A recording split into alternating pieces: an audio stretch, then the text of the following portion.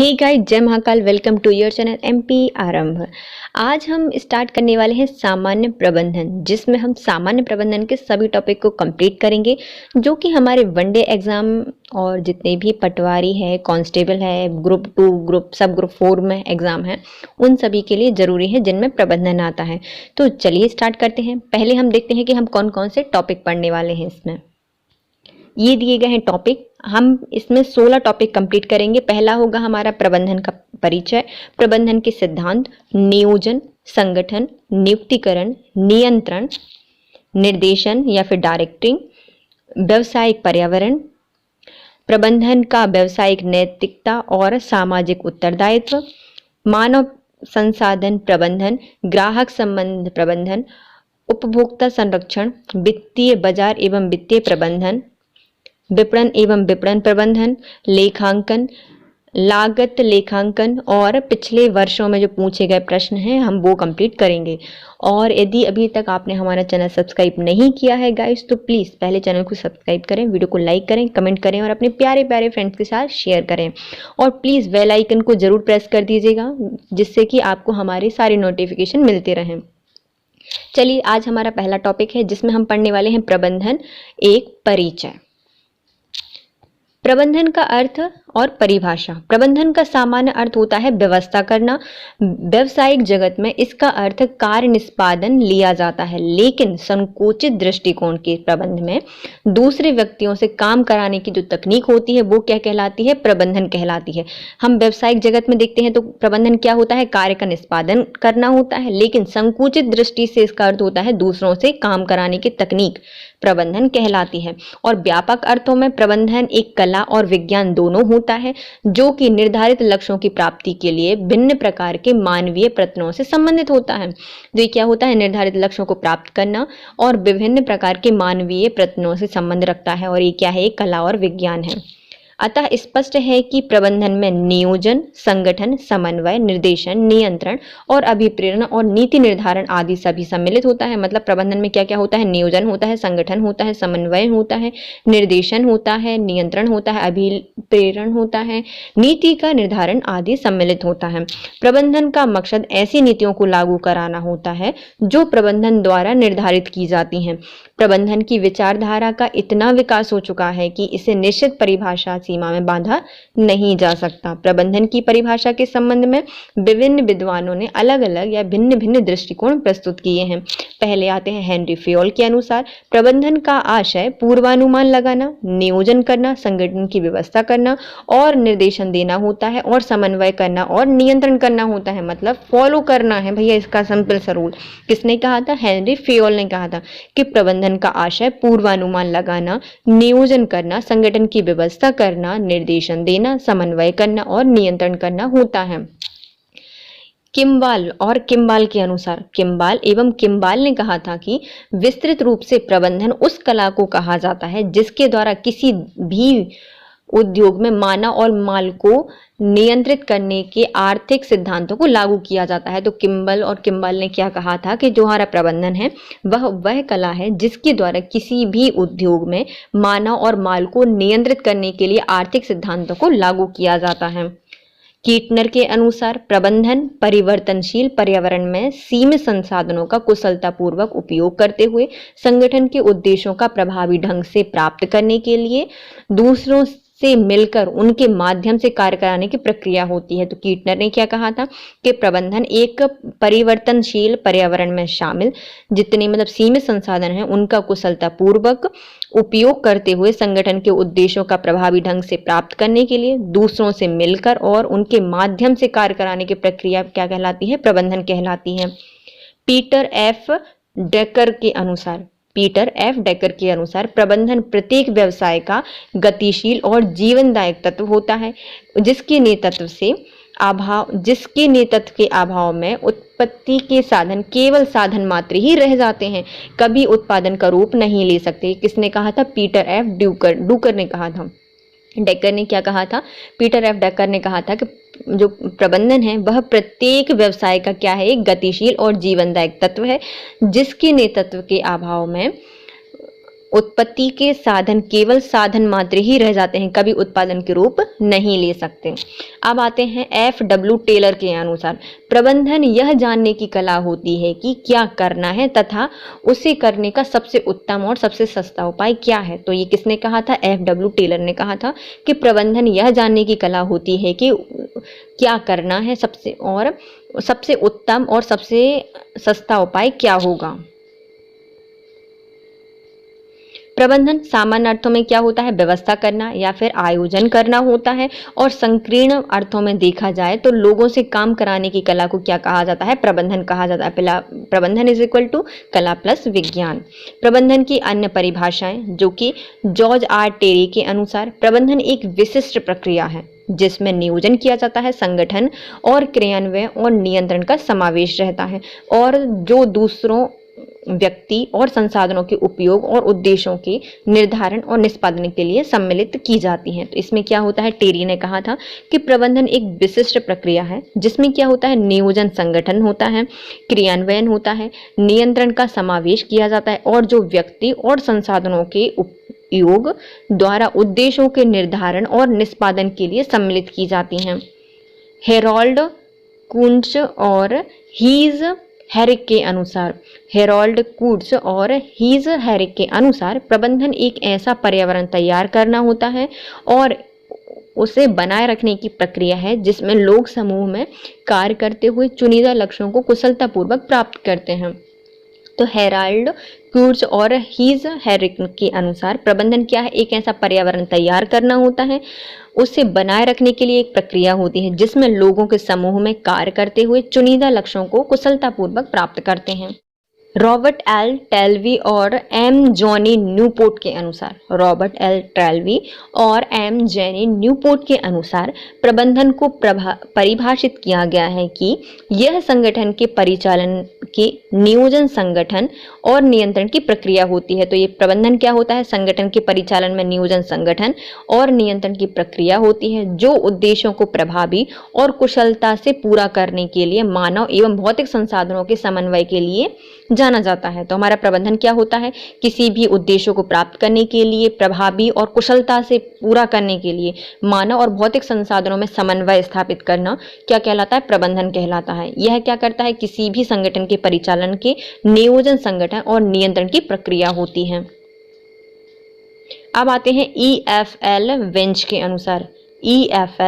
के अनुसार प्रबंधन एक सामाजिक प्रक्रिया है जिसमें एक उपक्रम की क्रिया के प्रभावी नियोजन एवं नियमन का उत्तरदायित्व समन्वित होता है। तो हमारा जो EFL बेंच के अनुसार क्या है? प्रबंधन एक सामाजिक प्रक्रिया है जिसमें एक उपक्रम की क्रियाओं के प्रभावी नियोजन एवं नियमन का उत्तरदायित्व सम्मिलित होता है। ऐसे उत्तरदायित्व में निम्न तत्वों का समावेश होता है। तो ये कैसे उत्तरदायित्व होते हैं? इसमें कुछ कुछ तत्वों का समावेश होता है। आयोजन को क्रियान्वित कराने के प्रयोजन से उपयुक्त कार्यविधि स्थापित करना और अपनाना। तो हमारे जो ये उत्तरदायित्व होते हैं इसमें कौन कौन से तत्व समावेश होते हैं? पहला होता है कि योजना को क्रियान्वित कराने के प्रयोजन से उपयुक्त कार्यविधि स्थापित करना और अपनाना, उपक्रम के कार्य का निष्पादन करने वाले व्यक्तियों का पथ प्रदर्शन करना, एकीकरण करना, समन्वय करना और अभिप्रेरण और पर्यवेक्षण करना होता है। तो इसमें क्या क्या होते हैं? उत्तरदायित्व क्या क्या है? योजना को क्रियान्वित करना, प्रयोजन से उपयुक्त जितने भी कार्यविधि हैं उनको स्थापित करना और अपनाना। दूसरा क्या होता है? उपक्रम के कार्यों का निष्पादन करने वाले व्यक्तियों का पथ प्रदर्शन करना, एकीकरण करना, समन्वय करना और अभिप्रेरण और पर्यवेक्षण करना होता है। उद्देश्य की प्राप्ति हेतु प्रभावी ढंग से कार्य कुशलता, दक्षता से किए गए कार्यों को पूरा करने की प्रक्रिया प्रबंधन कहलाती है। इसका उद्देश्य क्या होता है? मतलब उद्देश्यों की प्राप्ति के लिए प्रभावी ढंग से कार्य कुशलता, दक्षता से किए जाने वाले कार्यों को पूरा करने की प्रक्रिया क्या कहलाती है? प्रबंधन कहलाती है।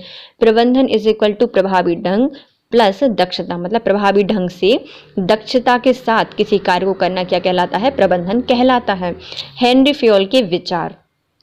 प्रबंधन एक सार्वभौमिक प्रक्रिया है जो कि प्रत्येक संसाधन में, चाहे वह आर्थिक हो, सामाजिक हो, धार्मिक हो, राजनीतिक हो, पारिवारिक हो या फिर व्यावसायिक हो, सब में समान रूप से पूरी की जाती है। तो हमारा जो प्रबंधन है वो जरूरी नहीं है कि व्यवसाय में ही जरूरी होता है। हेनरी फेल के अनुसार यह एक सार्वभौमिक प्रक्रिया है जो कि प्रत्येक संस्थान में, चाहे वो सामाजिक हो, धार्मिक हो, आर्थिक हो, राजनीतिक हो या फिर पारिवारिक हो या फिर व्यावसायिक हो, सभी में समान रूप से पाई जाती है। प्रबंधन के प्रमुख उद्देश्य, पहला होता है संगठनात्मक उद्देश्य, दूसरा सामाजिक उद्देश्य और तीसरा होता है व्यक्तिगत उद्देश्य। तो पहला कौन सा है हमारा? संगठनात्मक उद्देश्य।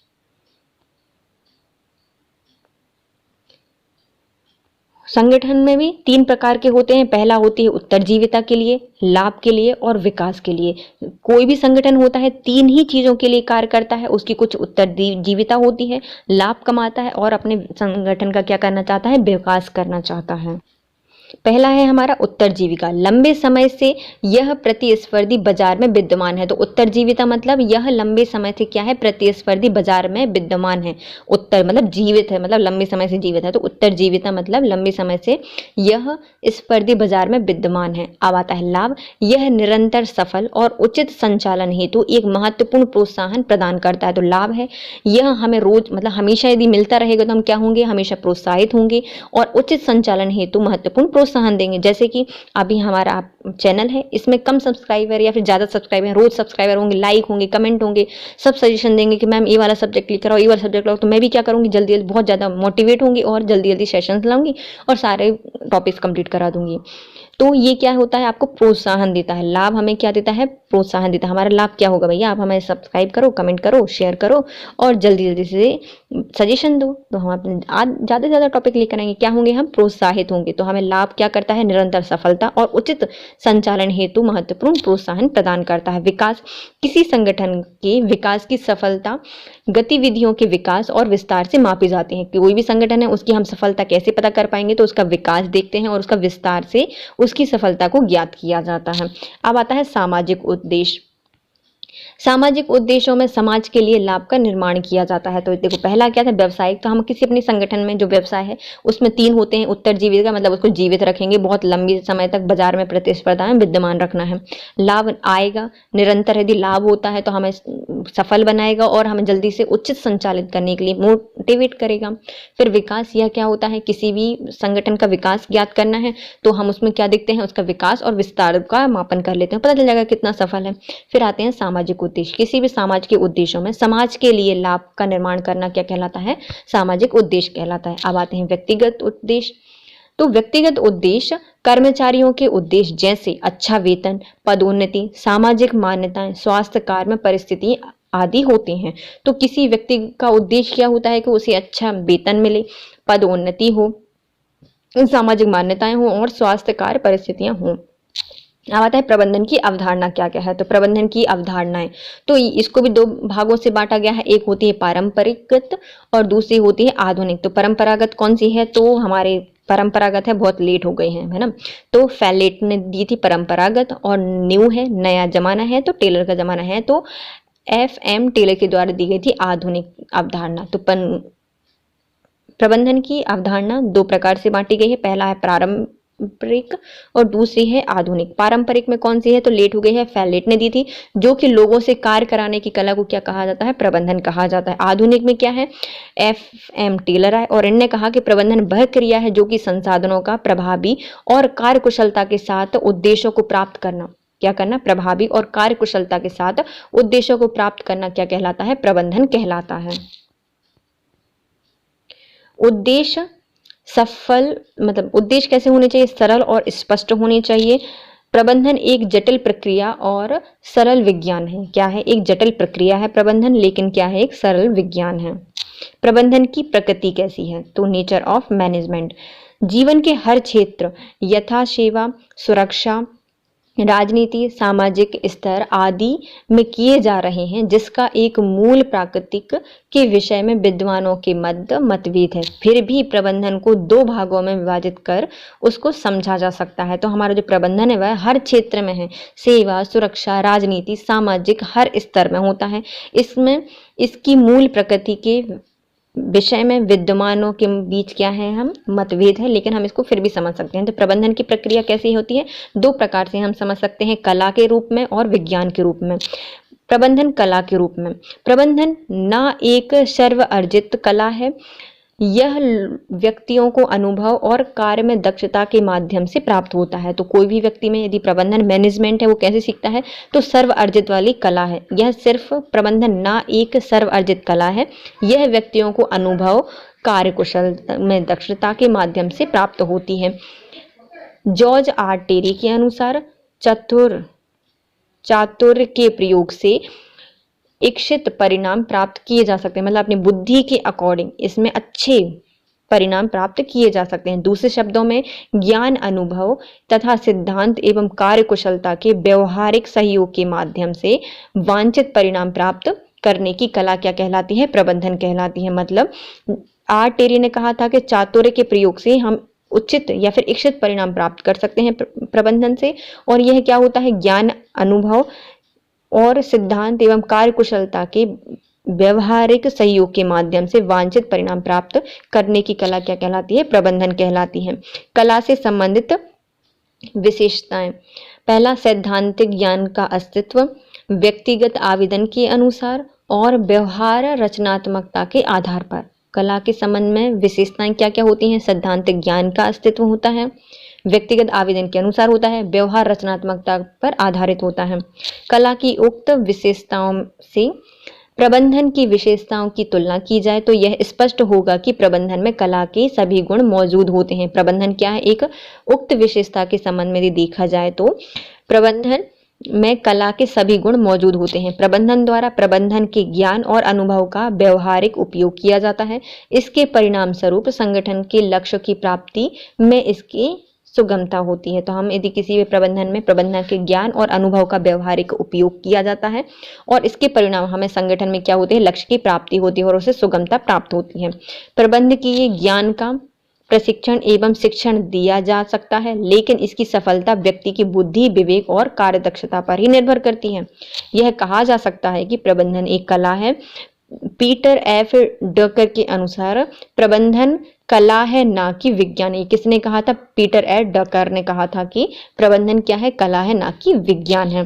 प्रबंधन विज्ञान के रूप में, प्रकृति में मौजूद किसी भी वस्तु के बारे में उपलब्ध क्रमबद्ध ज्ञान को विज्ञान कहा जाता है। वैसे ही प्रबंधन के संबंध में अनेक वैज्ञानिक आधार एवं अध्ययन के माध्यम से प्रबंधन में निपुणता प्राप्त की जा सकती है। कुंज के अनुसार, कि किसने कहा था, कुंज ने कहा था कि विज्ञान व्यवहारिक ज्ञान का संगठित भंडार होता है। दूसरे शब्दों में विज्ञान किसी भी विषय का क्रमबद्ध रूप में अर्जित किया जाने वाला ज्ञान होता है जो अनेक अध्ययन और सिद्धांतों पर आधारित होता है।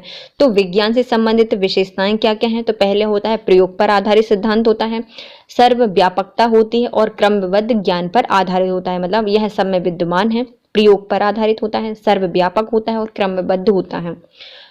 यदि उक्त विशेषता के आधार पर प्रबंधन की तुलना ज्ञान के रूप में की जाए तो निम्न परिणाम प्राप्त होंगे। पहला, प्रबंधन विज्ञान की तरह क्रमबद्ध ज्ञान का समूह होता है जो कि सिद्धांत, अनुभव और अवलोकन से प्राप्त परिणामों पर ही आधारित होता है। तो क्या है, यह पर्यावरण प्रबंधन है वह पर्यावरण में मौजूद क्रमबद्ध ज्ञान का समूह होता है जो कि अनुभव, अवलोकन से प्राप्त परिणामों पर आधारित होता है। प्रबंधन के सिद्धांत अनेक परीक्षण, अध्ययन और विश्लेषण एवं सर्वव्यापकता पर आधारित होते हैं। अतः कहा जा सकता है कि प्रबंधन शुद्ध विज्ञान न होकर व्यवहारिक विज्ञान है। तो प्रबंधन क्या है, शुद्ध विज्ञान नहीं है बल्कि व्यवहारिक विज्ञान है।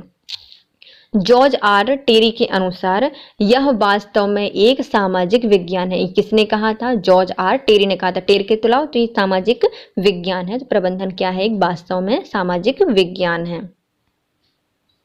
अब आता है निष्कर्ष के। निष्कर्ष क्या निकले, दोनों ने समझा तो लिया। तो उक्त विवेचनाओं के आधार पर यह स्पष्ट होता है कि प्रबंधन एक प्राचीन कला एवं एक आधुनिक विज्ञान है जो व्यक्तियों द्वारा अर्जित एवं क्रमबद्ध के रूप में प्राप्त किया जा सकता है। व्यक्तियों के द्वारा अर्जित किया जाता है और क्रमबद्ध रूप से इसको प्राप्त किया जा सकता है। क्या है, तो यह प्राचीन कला और आधुनिक विज्ञान है। लावेल के अनुसार प्रबंधन सही बूढ़ी कला और सबसे जवान पेशा है। तो किसने कहा था? लावेल ने कहा था। लॉ मतलब क्या होता है? नियम, है ना, इसको याद करने की ट्रिक है। लावेल, तो ला बेल को बजाते हैं, तो पुरानी बूढ़ी कला है और नया पेशा है। कौन? प्रबंधन। प्रबंधन की विशेषताएं। प्रबंधन का उद्देश्य पूर्ण होना। प्रबंधन क्या होता है? उद्देश्यपूर्ण होना। इसकी विशेषता है लक्ष्य प्राप्ति हेतु यह सरल और स्पष्ट बना देता है। लक्ष्य को प्राप्त करना है तो लक्ष्य सरल है और स्पष्ट है, तो हम अपने प्रबंधन से उसको प्राप्त कर सकते हैं। प्रबंधन सर्वव्यापी होता है, मतलब आर्थिक, राजनीतिक, सामाजिक और धार्मिक और व्यावसायिक रूप में हर जगह व्यापी होता है, सर्वव्यापी है प्रबंधन। प्रबंधन बहुआयामी होता है, इसके अलग अलग आयाम हैं। कार्यों का प्रबंधन होता है, लोगों का प्रबंधन होता है और परिचालन का भी प्रबंधन होता है।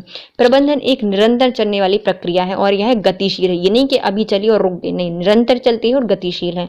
प्रबंधन एक सामूहिक प्रक्रिया होती है, मतलब एक इंसान से नहीं चलता है प्रबंधन, बहुत लोग इसमें होते हैं, विभिन्न लोग, विभिन्न कार्य और अनेक उद्देश्यों पर आधारित होते हैं। अनेक उद्देश्य एक होता है, मतलब एक उद्देश्य होता है। देखो, प्रबंधन क्या होता है? एक सामूहिक प्रक्रिया, मतलब बहुत सारे लोग होते हैं, बहुत सारे कार्य करने होते हैं, लेकिन सबका उद्देश्य एक ही होता है, सफलता प्राप्त करना।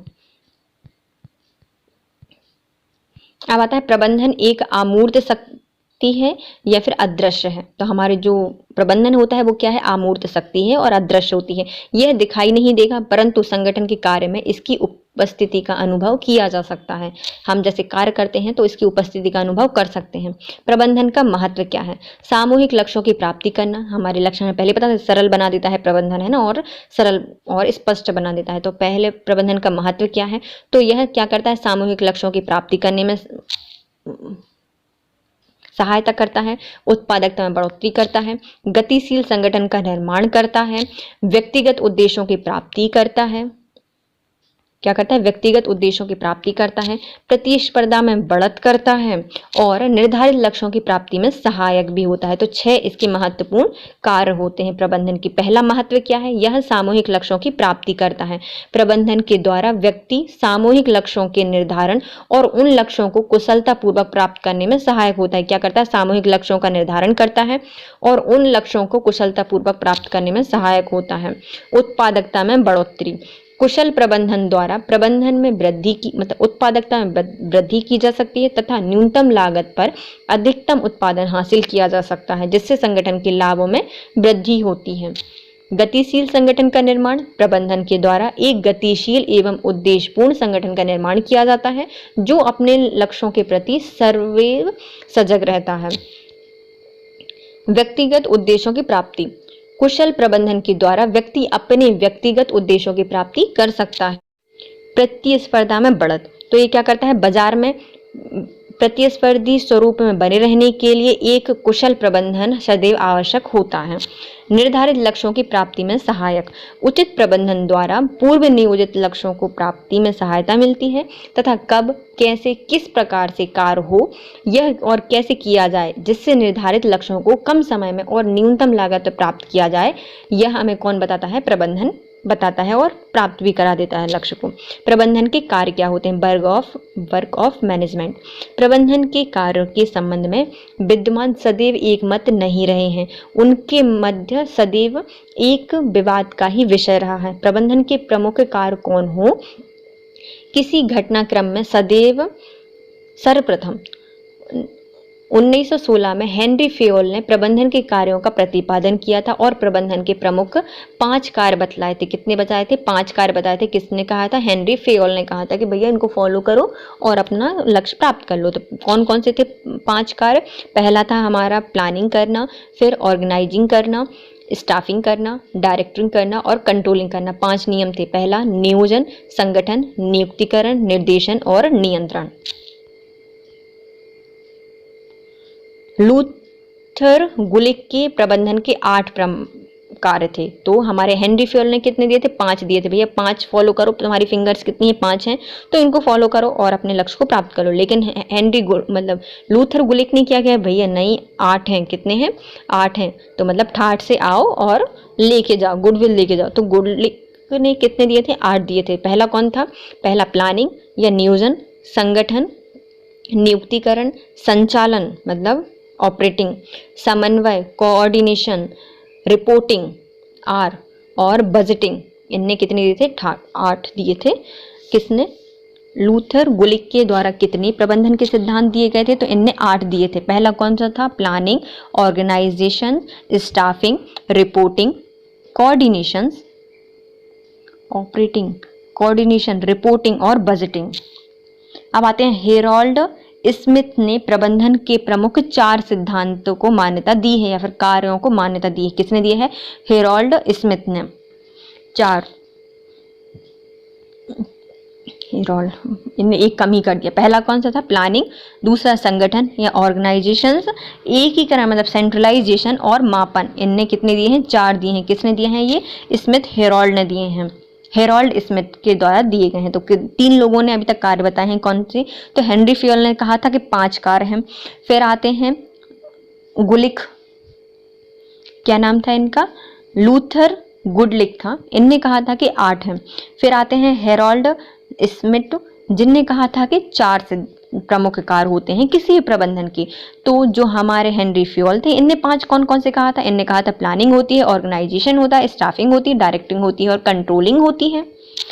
फिर आते हैं हमारे लूथर गुलिक, इनने कहा था कि प्लानिंग होगी, ऑर्गेनाइजेशन होगी, स्टाफिंग होगी। 3 वो ही हैं, लेकिन उनको ऑपरेटिंग करना पड़ेगा, मतलब उनका संचालन करना पड़ेगा, उनके बीच समन्वय स्थापित करना पड़ेगा, उनको रिपोर्ट देनी होगी और बजटिंग भी स्थापित करना पड़ेगा। मतलब कितने हैं? 8 हैं।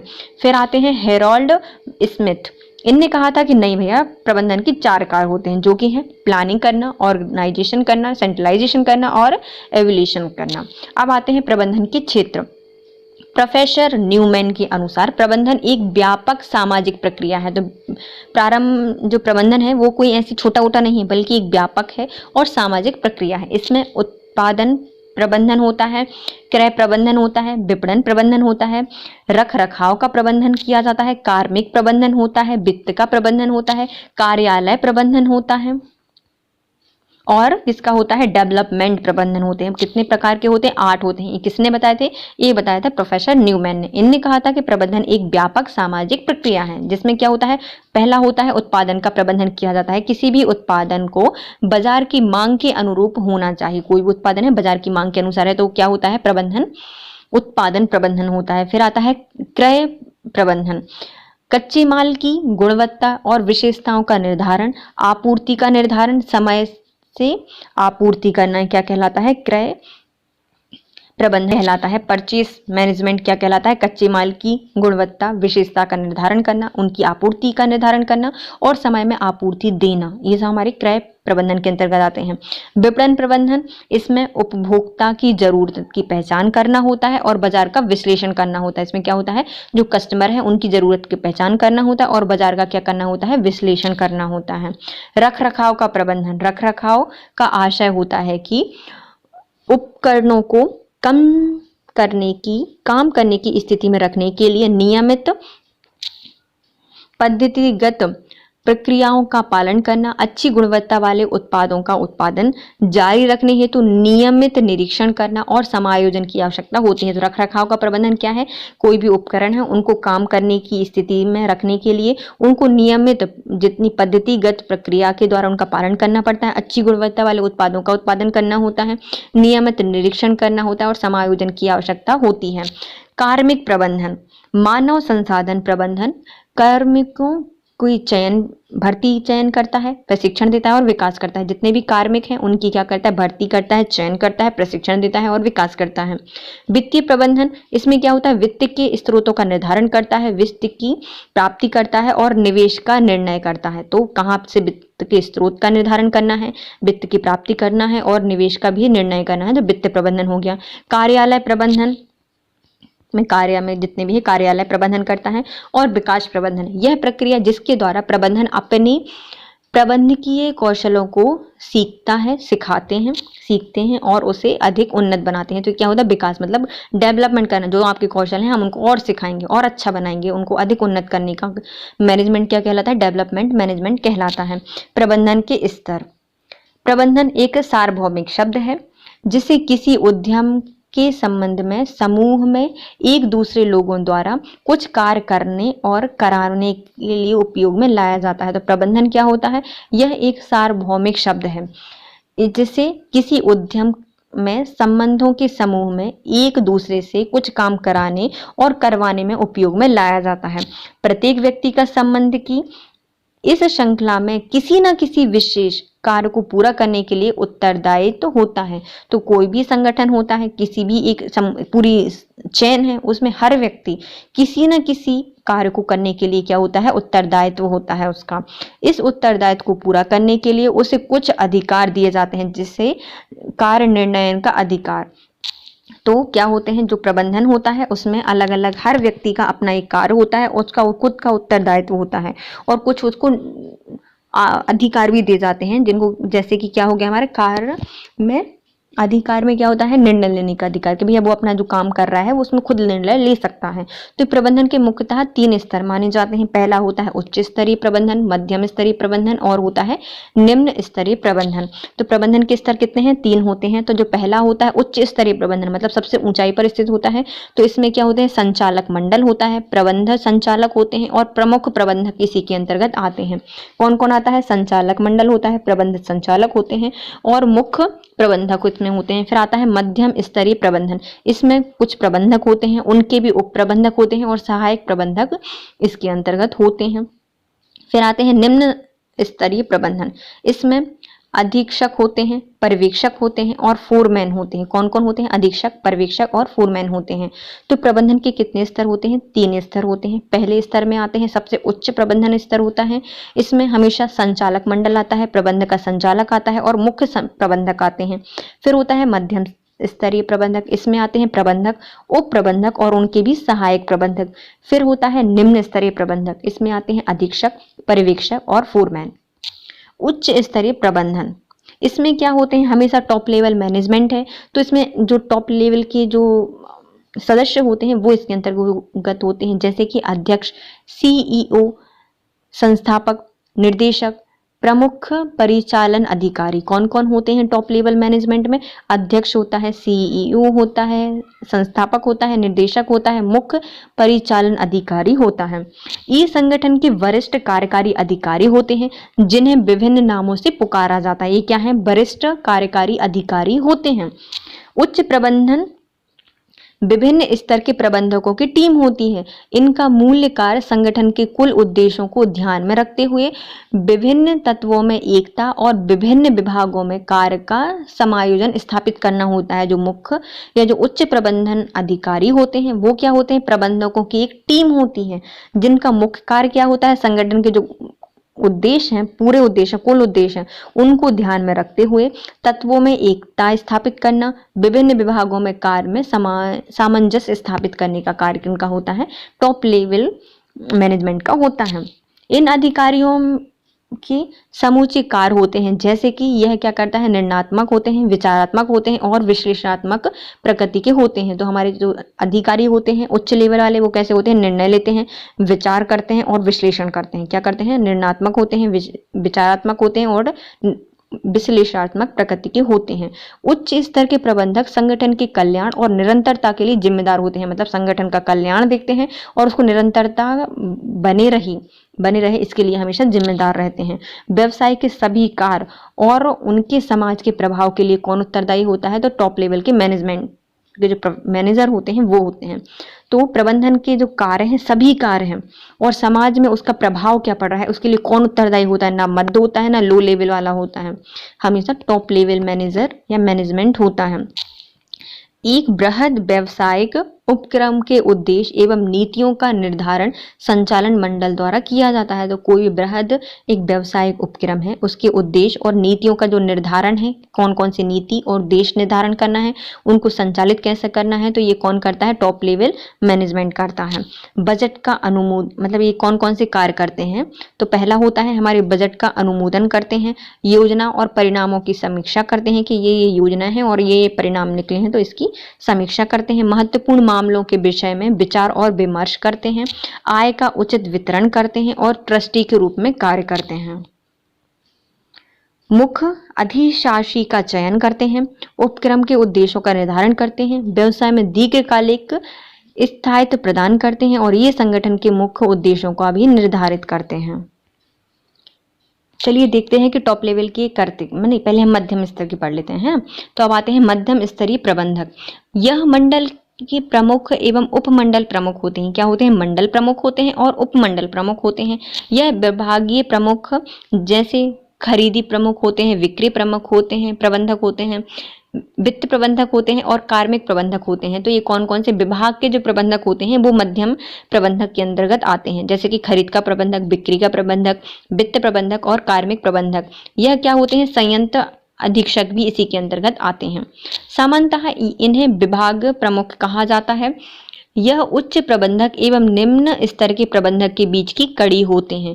यह उच्च प्रबंधकों के अधीनस्थ और प्रथम रेखीय प्रबंधकों के प्रधान होते हैं। तो ये जो निम्न स्तरीय प्रबंधक होता है और जो मध्य स्तरीय प्रबंधक होता है, तो मध्य के यह अंडर में कार्य करते हैं, अधीनस्थ में कार्य करते हैं, और जो रेखीय प्रबंधक होते हैं उनके प्रधान होते हैं, तो मध्यम स्तर के हैं। मध्यम स्तरीय प्रबंधक उच्चतम प्रबंधकों द्वारा विकसित नियंत्रण योजना और व्यू रचना के क्रियान्वयन के लिए उत्तरदायी होते हैं। तो जो उच्च स्तरीय प्रबंधक होते हैं उनके द्वारा जो निर्णय लिए जाते हैं, योजनाएं बनाई जाती हैं या फिर व्यू रचना की जाती है, तो उनका अच्छे से क्रियान्वयन कराने के लिए कौन उत्तरदायी होता है? तो मध्य स्तरीय प्रबंधक होते हैं। प्रथम रेखीय प्रबंधक के सभी कार्यों के लिए उत्तरदायी होते हैं। जितने भी जो प्रथम रेखीय प्रबंधक जो भी कार्य कर रहे हैं उनके लिए कौन उत्तरदायी होता है? तो यह मध्य स्तरीय होते हैं। लेकिन पूरा संगठन क्या कार्य कर रहा है उसके लिए उत्तरदायी कौन होते हैं? टॉप लेवल के मैनेजमेंट होता है। यह एक उच्च स्तर एवं संचालन मंडल के मध्य सेतु का कार्य करता है। तो उच्च के बीच और मध्य के निम्न के बीच में क्या करता है? संचालन का कार्य करता है, सेतु का कार्य करता है। अब आते हैं निम्न स्तरीय प्रबंधक। इसमें क्या होते हैं? पर्यवेक्षक होते हैं, फोरमैन होते हैं और निरीक्षक होते हैं। कौन कौन होते हैं? पर्यवेक्षक होते हैं निम्न में, फोरमैन होते हैं और निरीक्षक होते हैं। पर्यवेक्षक कार्य बल के कार्यों का प्रत्यक्ष रूप से अवलोकन करते हैं कि कितना कार्य किया है। तो कार्यों का प्रत्यक्ष रूप से अवलोकन कौन करता है? पर्यवेक्षक करता है। इनकी संगठन में महत्वपूर्ण भूमिका होती है। इन्हीं के प्रयत्नों से उत्पादन में गुणवत्ता को बनाए रखा जाता है। तो जो उत्पाद है उनकी गुणवत्ता कैसी होगी, कौन बनाए रखता है? तो ये निम्न स्तर के कर्मचारी करते हैं। ये प्रबंधन में निम्न स्तर के कर्मचारी हेतु दिशा निर्देशों का ही पालन करते हैं और यह श्रमिकों को आदेश और निर्देश देते हैं। चलिए हम देखते हैं, इसमें 3 लेवल होते हैं प्रबंधन के। पहला होता है उच्च स्तरीय, दूसरा होता है मध्यम स्तरीय और तीसरा होता है निम्न स्तरीय। तो उच्च क्या होता है? इसमें संचालन मंडल होता है, प्रबंधक का संचालक होता है और मुख्य संचालक होते हैं। मध्य स्तर में क्या होते हैं? प्रबंधक होते हैं, उप प्रबंधक होते हैं और सहायक प्रबंधक होते हैं। निम्न में क्या होता है? अधीक्षक होता है, पर्यवेक्षक होता है और फोरमैन होते हैं। उच्च स्तरीय प्रबंधक में क्या क्या होते हैं? अध्यक्ष, सीईओ, संस्थापक, निर्देशक और प्रमुख प्रचालन अधिकारी होते हैं। यह क्या होते हैं? यह वरिष्ठतम कार्यकारी अधिकारी होते हैं जिन्हें विभिन्न नामों से पुकारा जाता है। यह प्रबंधकों की टीम होती है विभिन्न। यह उद्देश्यों को ध्यान में रखते हुए विभिन्न तत्वों में एकता और विभाग के कार्यों में सामंजस्य स्थापित करते हैं। यह समूचे कार्य में प्रायः निर्णयात्मक, विचारात्मक और विश्लेषणात्मक प्रकृति के होते हैं। यह संगठन के कल्याण और निरंतरता के लिए जिम्मेदार होते हैं और इनके कार्य और समाज पर इनका क्या प्रभाव पड़ रहा है इसके लिए कौन उत्तरदायी होते हैं? टॉप लेवल मैनेजमेंट होता है जिम्मेदार। यह अपने उद्देश्य और नीतियों के लिए निर्णायक संचालक मंडलों द्वारा किया जाता है। इसमें बजट का अनुमोदन करते हैं, योजना और परिणामों की समीक्षा करते हैं। यह कुछ मामलों के विषय में विचार और विमर्श करते हैं, आय का उचित विवरण करते हैं, ट्रस्टी के रूप में कार्य करते हैं, मुख्य अधिशासी का चयन करते हैं, उपक्रम के उद्देश्यों का निर्णय करते हैं, व्यवसाय में दीर्घकालीन स्थायित्व प्रदान करते हैं और उद्देश्यों का निर्धारण करते हैं। अब आते हैं मध्यम स्तरीय। ये क्या होते हैं? यह मंडल प्रमुख होते हैं, उपमंडल प्रमुख होते हैं, विभागीय प्रमुख होते हैं, जैसे कि खरीद प्रमुख हो सकता है, विक्रय प्रमुख होता है, वित्त प्रमुख होता है, कार्मिक प्रबंध होता है और इसके अंतर्गत संयंत्र अधीक्षक भी आते हैं मध्यम प्रबंधन के अंतर्गत, है ना। तो ये सामान्यतः क्या होता है? विभाग प्रमुख होते हैं। यह उच्च प्रबंधक और जो निम्न प्रबंधक होते हैं इनके बीच में क्या होते हैं? कड़ी होते हैं। यह उच्च प्रबंधकों के अधीनस्थ और मध्यम रेखा के प्रबंधक के प्रधान होते हैं। यह उच्चों के अधीनस्थ में होते हैं और निम्न के क्या होते हैं? प्रधान होते हैं। यह उच्च स्तरीय प्रबंधकों द्वारा बनाई गई योजनाएं, नियंत्रण और व्यू की रचना का क्रियान्वयन करते हैं। यह सभी कार्यों के लिए जो निम्न स्तर के द्वारा किए गए हैं उनके लिए जिम्मेदार होते हैं। यह उच्च स्तरीय एवं प्रबंधन जो संचालक मंडल के बीच में सेतु का कार्य करते हैं। अब आते हैं निम्न स्तरीय। इसमें क्या होते हैं? पर्यवेक्षक होते हैं, फोरमैन होते हैं और निरीक्षक होते हैं। पर्यवेक्षक क्या करता है? कार्यबल में कार्यों का प्रत्यक्ष रूप से अवलोकन करता है कि कितना कार्य किया गया है। किसी संगठन में महत्वपूर्ण भूमिका निभाते हैं कोई भी लो लेवल मैनेजमेंट। इन्हीं के प्रयत्नों से उत्पादन की गुणवत्ता बनी रहती है और यह निम्न स्तर के कर्मचारियों हेतु दिशा निर्देश देते हैं। ये श्रमिकों को आदेश और दिशा निर्देश दे सकते हैं। अब आते हैं प्रबंधन की सीमाएं। कई बार प्रबंधन का व्यक्तिगत हित सामान्य हित से अधिक होता है। तो प्रबंधन का जो व्यक्तिगत हित से क्या होता है? सामान्य हित से अधिक होता है। प्रबंधन समय परिवर्तन के अनुसार प्रबंधन के सिद्धांतों को बदला जा सकता है। तो प्रबंधन के जितने भी सिद्धांत हैं उनको समय में परिवर्तन के अनुसार बदला जा सकता है। मानव व्यवहार अप्रत्याशित है जो कंपनी के विकास में बाधा बन सकता है। तो मानव का व्यवहार कैसा होता है? अप्रत्याशित होता है, जो कई बार कंपनी के विकास में क्या बन सकता है? बाधा बन सकता है। ये है व्यक्ति, इसके मस्तिष्क से क्या होता है? प्रबंधन होता है। और आत्मा भी क्या होती है? प्रबंधन होती है। पूरा संगठन क्या है हमारा? देखो, मस्तिष्क क्या है? प्रशासन कैसे करना है, और आत्मा क्या है? इसकी प्रबंधन। और पूरा व्यक्ति क्या हो गया? हमारा संगठन। महत्वपूर्ण तथ्य, प्रबंधन एक पेशा है। यह परिभाषा अमेरिकन प्रबंधन एसोसिएशन के द्वारा दी गई थी। तो प्रबंधन क्या है? एक पेशा है। ये किसने कहा था? तो अमेरिका प्रबंधन एसोसिएशन ने कहा था, क्योंकि हम अमेरिका क्या करता है? हमेशा बिजनेस ही करता है। तो उन्होंने कहा था कि प्रबंधन भी एक बिजनेस है। शीर्ष स्तर के प्रबंधक का कार्य दीर्घकालीन योजनाओं का निर्माण करना होता है। जो शीर्ष प्रबंधन होते हैं वो क्या करते हैं? शीर्ष स्तर के प्रबंधक दीर्घकालिक योजनाएं बनाते हैं। प्रबंधन व्यक्तियों का विकास करता है, ना कि वस्तुओं का निर्देशन करता है। ये प्रबंधन क्या करता है? व्यक्तियों का विकास करता है, ना कि वस्तुओं का निर्देशन करता है। उक्त कथन प्रबंधन के विद्वान एप्ले द्वारा दिया गया था। किसने दिया था? यह एप्ले द्वारा दिया गया था। भैया जो प्रबंधन है वह व्यक्तियों का विकास करना है, ना कि वस्तुओं का निर्देशन करना। किसने कहा था? ये एप्ले के द्वारा कहा गया था। प्रबंधन के सामाजिक उत्तरदायित्व की विचारधारा के द्वेष के रूप में वैधानिक मुक्ति, अस्पष्टता, निरंतरता, रहने का सिद्धांत इत्यादि को शामिल किया जाता है। मतलब प्रबंधन का सामाजिक उत्तरदायित्व की विवेचना के दोष के रूप में क्या देखा जाता है कि यह क्या है? एक वैधानिक मुक्ति है, अस्पष्टता है और निरंतर देखे रहने की सिद्धांत इत्यादि को शामिल करता है। प्रबंधन का महत्वपूर्ण एवं एक प्रथम कार्य योजना का निर्माण करना होता है। तो प्रबंधन का मुख्य कार्य क्या होता है? योजना का निर्माण करना होता है।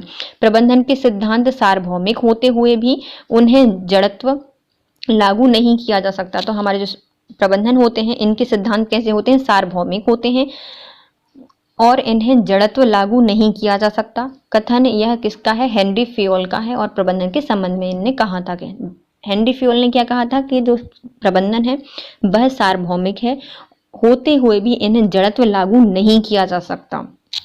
और इनके दोष क्या क्या थे? हमारे सामाजिक उत्तरदायित्व के दोष क्या क्या देखे गए हैं? तो वैधानिक मुक्त है, अस्पष्टता है, निरंतरता देखे रहने के सिद्धांत पर यह शामिल रहता है।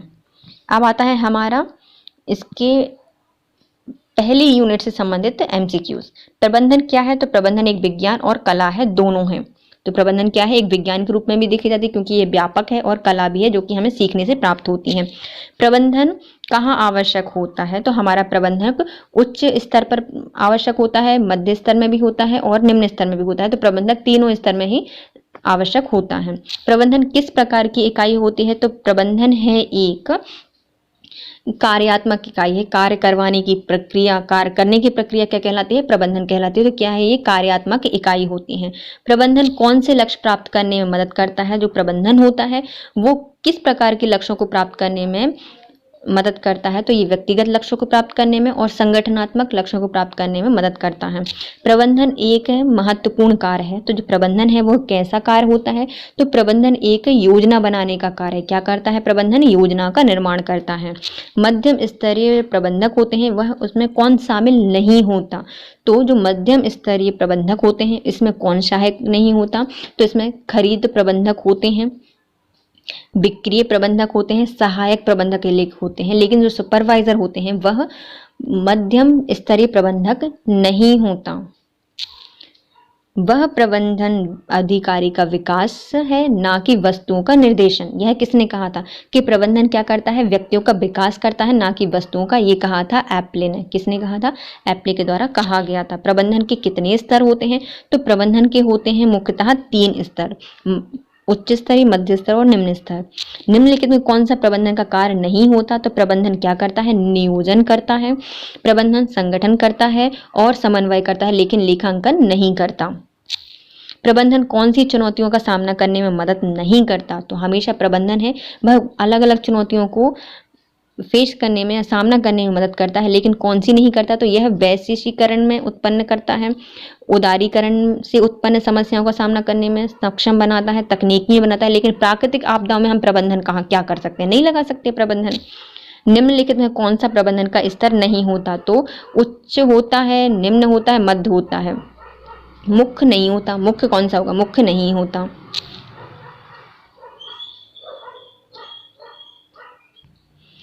प्रबंधन परिवर्तनशील पर्यावरण में सीमित संसाधनों का कुशलतापूर्वक उपयोग करते हुए संगठन के उद्देश्यों का प्रभावी ढंग से प्राप्त करने के लिए दूसरों से मिलकर और उनके माध्यम से कार्य कराने की प्रक्रिया है। यह किसने कहा था, तो प्रबंधन एक परिवर्तनशील पर्यावरण में सीमित संसाधनों का कुशलतापूर्वक उपयोग करते हुए संगठन के उद्देश्यों का प्रभावी ढंग से प्राप्त करना, दूसरों से मिलकर और उनके माध्यम से कार्य कराने की प्रक्रिया क्या कहलाती है, प्रबंधन कहलाती है। ये किसने कहा था, ये कहा था कीटनर और हीज ने, मतलब हाँ, होज के द्वारा कहा गया था, कीटनर और होज ने कहा था। बजट का अनुमोदन करना किस स्तर के प्रबंधक करते हैं, तो बजट का अनुमोदन कौन करता है, उच्च स्तर के प्रबंधक करते हैं। निम्नलिखित में से प्रबंधन के संगठनात्मक उद्देश्यों में शामिल नहीं, शामिल होता है, तो संगठन के कौन कौन से उद्देश्य होते हैं, तो यह प्रतिस्पर्धा को बनाए रखता है, लाभ प्राप्त करने के लिए और विकास करने के लिए, तो यह तीनों कार्य संगठनात्मक उद्देश्यों में शामिल होते हैं। प्रबंधन किस प्रकार की व्याख्या करता है, तो हमेशा जो प्रबंधन होता है वह स्थिर व्यवस्था को नहीं करता, स्थिर व्यवस्था क्या कर, गतिशील व्यवस्था का प्रतिपादन करता है। तो किस प्रकार की व्यवस्था है प्रबंधन, यह गतिशील व्यवस्था है।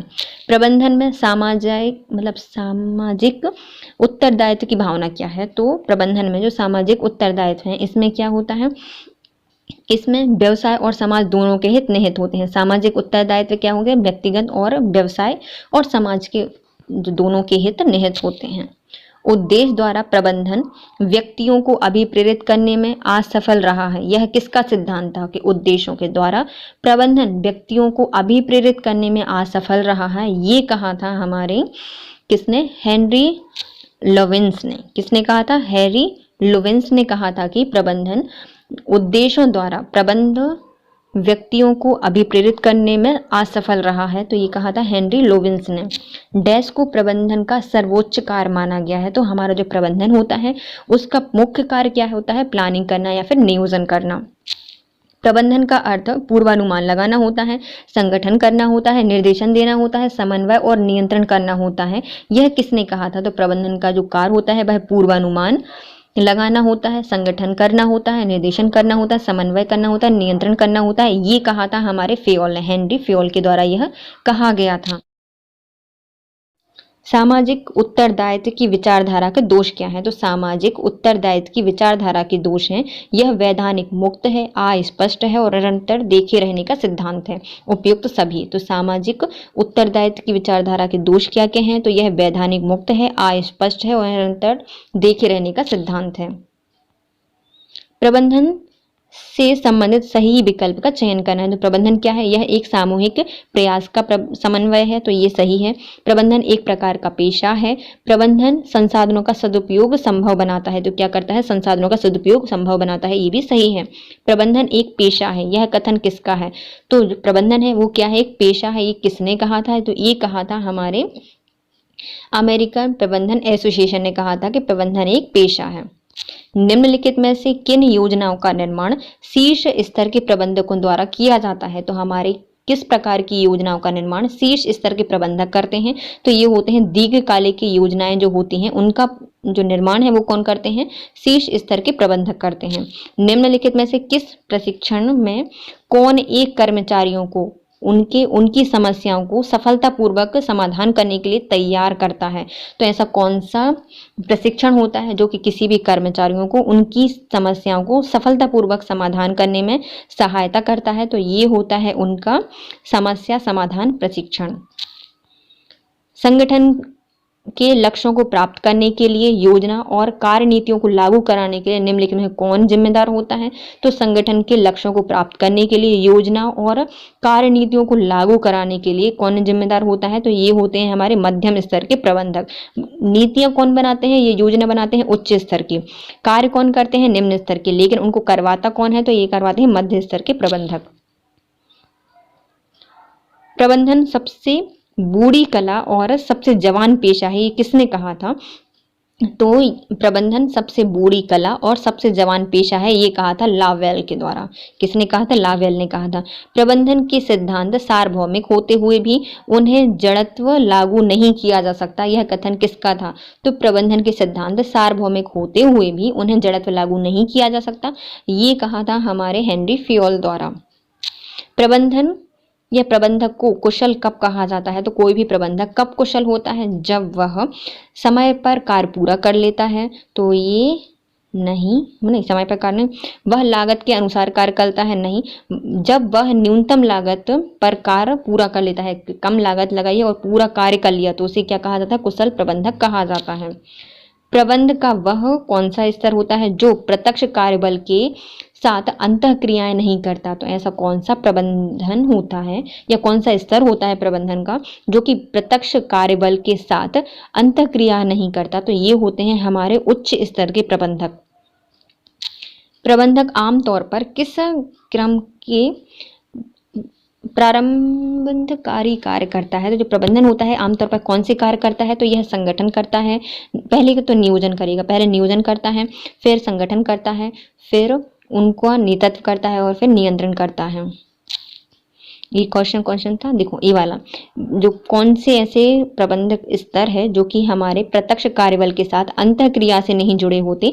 तो ये होते हैं हमारे उच्च स्तर के प्रबंधक। कौन कौन जुड़े होते हैं? पर्यवेक्षक प्रबंधक जुड़े होता है, मध्यस्थ का प्रबंधक जुड़ा होता है, और जो प्रथम पंक्ति के प्रबंधक होते हैं वो इससे जुड़े होते हैं। लेकिन हमारे जो उच्च स्तर के प्रबंधक होते हैं वह प्रत्यक्ष कार्यबल के साथ नहीं जुड़े होते। इसके साथ हमारा वीडियो होता है complete. If you like my video please share, subscribe and comment. यदि आपको थोड़ा सा भी यूजफुल लगा है, थोड़ा सा भी, तो प्लीज़ चैनल को सब्सक्राइब करें और अपने प्यारे फ्रेंड्स के साथ शेयर करें। Thank you so much guys, have a nice day.